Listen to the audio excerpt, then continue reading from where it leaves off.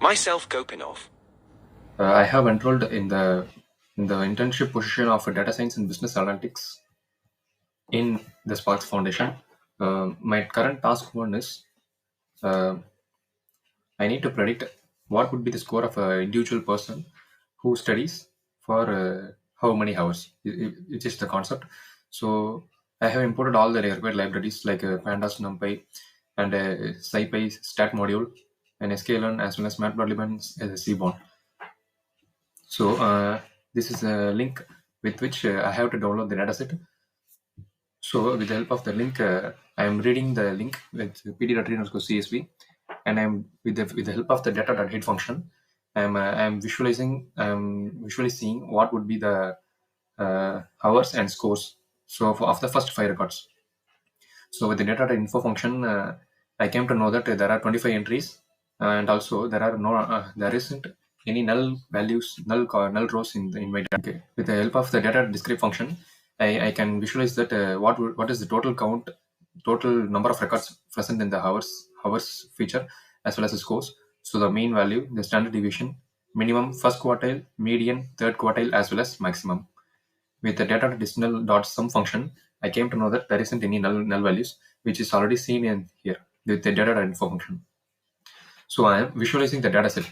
But the dataset, after visualizing it with the help of the scatter function, I came to know that there isn't any spread of data over a huge range of values. So we can see here that the data spread is in a linear fashion. So with this, I can come to a linear conclusion of I can implement a linear regression. So after that, so with the help of the kernel density estimator function, I came to know that it is following the normal distribution or not. So for to get a valid conclusion, to get a concrete conclusion of whether my distribution is following normal or not, so we can use the Shapiro-Wilk test. The Shapiro function is present available in the scipy.stats module. So after sending the data dialog of 0, that is my hours column into the Shapiro function, so I get two written values. One is the statistics and the p-value. So in this, if my p-value is greater than 0.05, then I can accept that my data came from the normal distribution. So here the value is 0.14, so that I can now accept my H0 and reject my H1, stating that the data came from the normal distribution. So after following that, my data came from the normal distribution. We can perform outlier reductions, whether any outliers are present in my data or not. In particular, whether any outlier present in the hours feature or not. So for this, we can use the formula of mean minus 3 into standard deviation.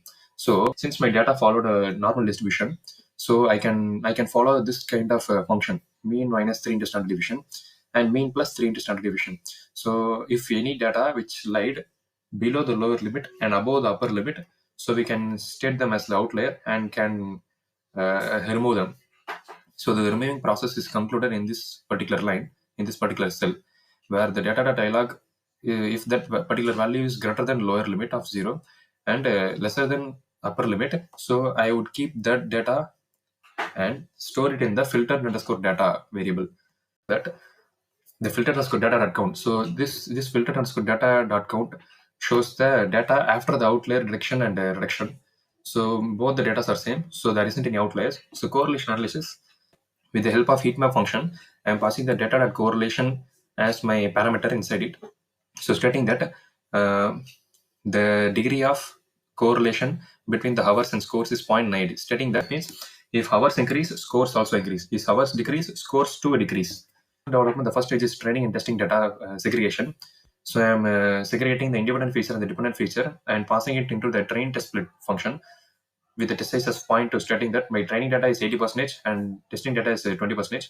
With the random state of 42 includes that my data are randomly segregated into the training data and testing data.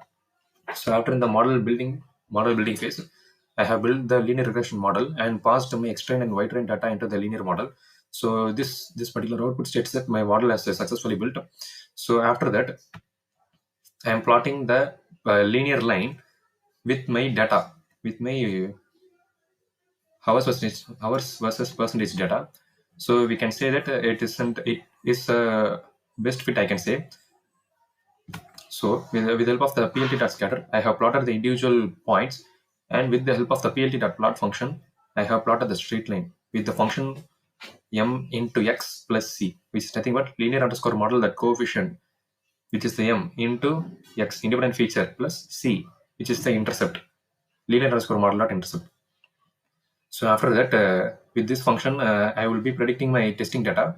So after that, I am calculating the error matrix of how much error does my dataset obtained over the original testing values and training values. So in this, I can say that the MEAE, mean absolute error, is 3.92 and mean absolute error 18.94, which is very, very low. So we can say that my data has performed very well. My model has performed very well. So after that, we are providing the custom input into the model. So for this, I'm entering the hours of study as 9.25.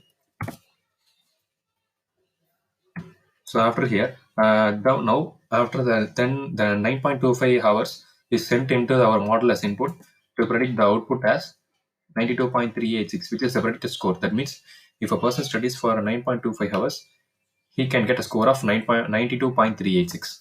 Thank you.